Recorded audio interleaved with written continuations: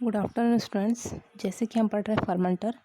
आज इस फर्मेंटर का नेक्स्ट फर्मेंटर के टाइप्स के अंतर्गत नेक्स्ट टाइप देखेंगे हम लोग fluidized bed fermenter. Fluidized bed fermenter tubular fermenter के समान ही होता है। फ्लूइडाइज्ड बेड फर्मेंटर में स्टोन पार्टिकल्स को फर्मेंटर में डाला जाता है, जैसे कि स्ट्रक्चर में देख रहे हो। देखिए, इन स्टोन पार्टिकल्स का साइज एक समान रखते हैं तथा फर्मेंटेड मीडिया को फर्मेंटर में इनपुट करके फर्मेंटेशन प्रोसेस की जाती है। यहाँ से मीडिया को इनपुट किया जा रहा है और ये प्रेजेंट है हमारे स्टोन्स और ये हमारा कैटेलाइज्ड प्लस बायोमास।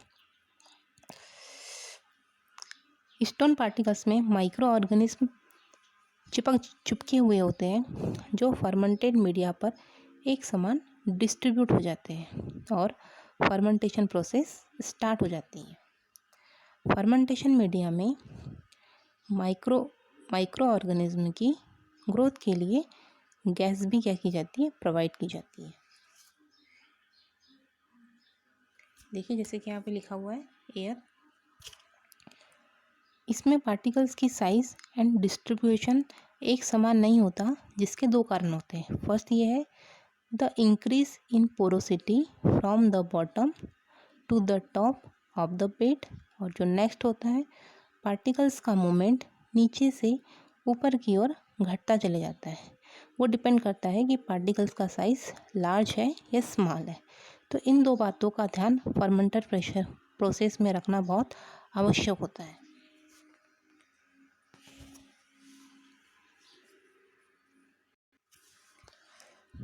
क्योंकि पार्टिकल्स का माइक्रो ऑर्गेनिज्म में होना, उनके द्वारा मीडिया का यूज़ होना, इन्हीं बातों पर डिपेंड करता है।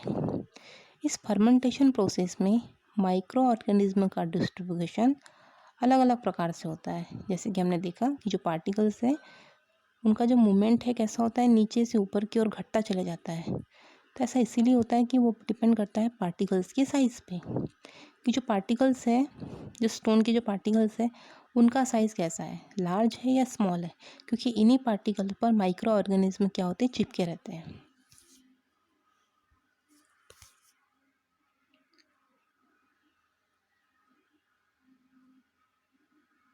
तब स्ट्रक्चर में देख सकते हो ये स्टोन पार्टिकल्स है। क्योंकि स्मॉल पार्टिकल्स पर माइक्रो ऑर्गेनिज्म कम सूटेबल रहते हैं, मतलब जो स्मॉल पार्टिकल्स है उसमें माइक्रो ऑर्गेनिज्म बहुत कम क्या दे उस पर अटैच हो पाते हैं, क्योंकि मीडिया को फोर्स के कारण छोटे पार्टिकल ऊपर की ओर आ जाते हैं। क्योंकि मीडिया का जो फोर्स होता है ना, उसके कारण क्या होता है, जो छोटे पार्टिकल्स है वो ऊपर की ओर आने लगते हैं। जैसे आप देख सकते हैं स्ट्रक्चर में छोटे पार्टिकल्स ऊपर की ओर आने लगे हैं,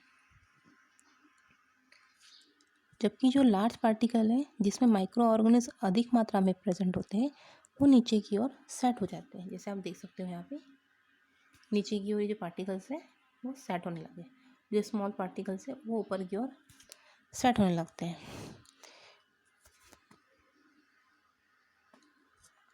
इस प्रकार फ्लूइडाइज्ड बेड फर्मेंटर वर्क करता है।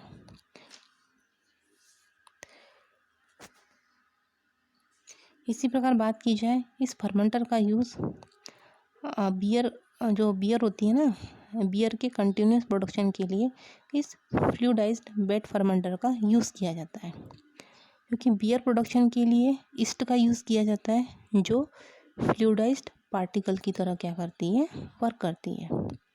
फर्मेंटर के लिए यूज़ मीडियम फर्मेंटर के नीचे की तरफ इनलेट किया जाता है, जिससे लार्ज पार्टिकल्स को फ्लोक्स नीचे की ओर सेटल हो जाते हैं तथा media particles of flocs medium में चारों ओर डिस्ट्रीब्यूट हो जाते हैं। इस फर्मेंटर की लेंथ एंड विड्थ कितनी होती है,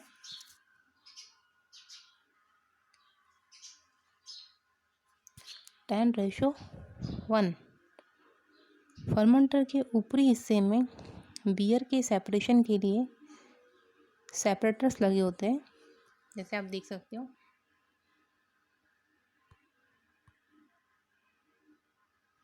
स्ट्रक्चर देख सकते हो आप, ये टावर का फर्मेंटर है, टावर कहते हैं, टावर फर्मेंटर है ये। देखिए यहाँ पे लिखा हुआ है small particles containing immobilized cell of enzymes gravity course particles of fall। यहाँ लिखा है energy from feed and air cause particle to rise. ठीक है, और ये हमारा डिसेंगेजमेंट जोन है। ठीक है, देखिए यहाँ से एयर का फ्लो हो रहा है अंदर की ओर और फीड का मूवमेंट भी ऊपर की ओर हो रहा है।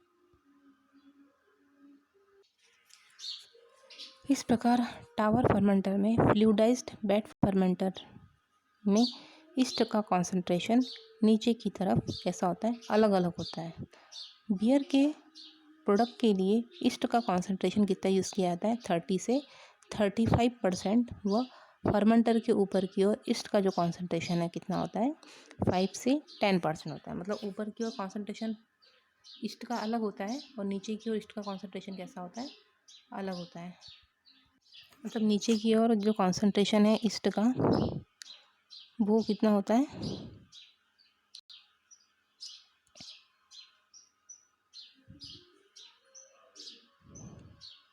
नीचे की ओर होता है 30 से 35 डिग्री सेंटीग्रेड। यहाँ कितना होता है, 30 से 35% कॉन्सेंट्रेशन होता है। और ऊपर की बात की जाए, ऊपर होता है 5 से 10% का कॉन्सेंट्रेशन होता है। इस प्रकार ये हमारा फ्लूइडाइज्ड बेड फर्मेंटर है, जिसमें बियर के कंटिन्यूस प्रोडक्शन के लिए भी किस फर्मेंटर का यूज़ किया जाता है, तो वो है हमारा फ्लूइडाइज्ड बेड फर्मेंटर।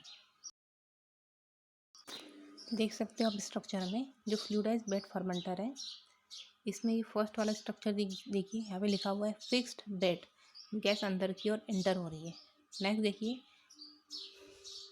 मिनिमम फ्लूइडाइजेशन, देखिए यहाँ पे भी गैस की पोजीशन देख सकते हो।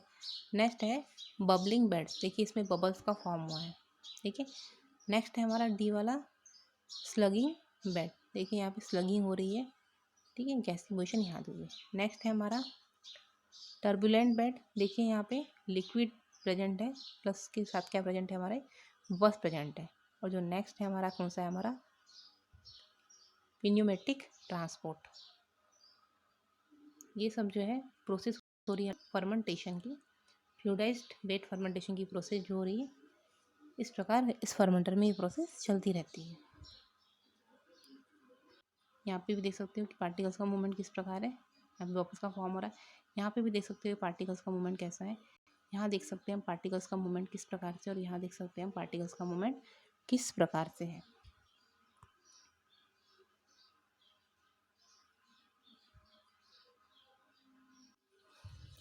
नेक्स्ट देख लीजिए फ्लूइडाइज्ड बेड फर्मेंटर के बारे में कुछ और इन्फॉर्मेशन देखते हैं हम।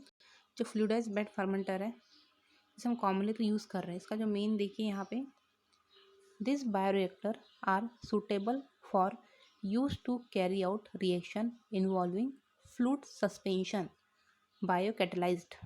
मतलब इसमें जो ये बायोरिएक्टर है, इसमें स्पेशली किसका यूज़ किया रहा है, फ्लूइड सस्पेंशन का यूज़ किया जा रहा है।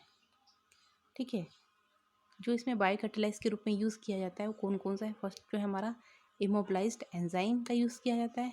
नेक्स्ट है हमारा इमोबिलाइज्ड सेल का यूज़ किया जाता है। नेक्स्ट है हमारा माइक्रोबियल फ्लक्स का यूज़ किया जाता है इस पर्टिकुलर फ्लूइडाइज्ड बेड फर्मेंटर में।